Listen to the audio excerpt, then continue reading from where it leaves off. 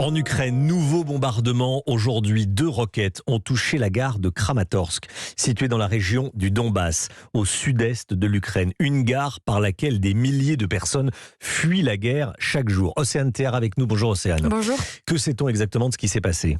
Eh bien alors déjà il y a des photos de cadavres allongés au milieu des sacs de voyage éventrés, des dalles tachées de sang aux abords des quais, une fumée noire qui s'échappe du bâtiment. Voilà les images cruelles qui circulent sur les réseaux sociaux. Ce matin, 2 roquettes ont été tirées sur cette gare du Donbass. Le bilan provisoire est pour l'instant de 35 morts et plus d'une centaine de blessés. Un mal sans limite, dénonce le président Zelensky sur Telegram.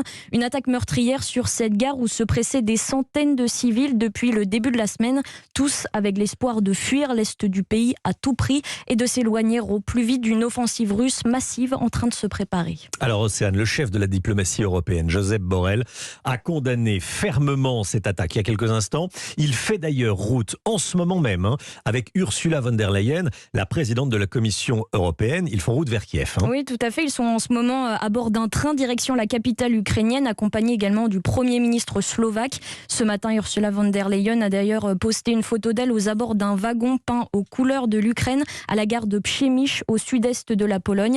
Hâte d'être à Kiev, écrit-elle en légende. Un déplacement en soutien à l'Ukraine. D'ailleurs, pendant le voyage, Josep Borrell a déjà fait des annonces. 7,5 millions d'euros versés à l'Ukraine pour former ses procureurs à enquêter sur les crimes de guerre dont les forces russes sont notamment accusées à Boutcha et à Borodianka.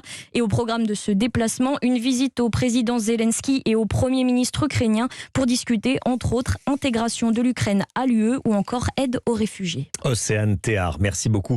Océane, par ailleurs, on a appris également ce matin que Londres sanctionnait les filles de Vladimir Poutine et les filles de Sergueï Lavrov, le ministre russe des Affaires étrangères. Voilà, Londres qui sanctionne les filles de Vladimir Poutine et de Lavrov. Merci beaucoup.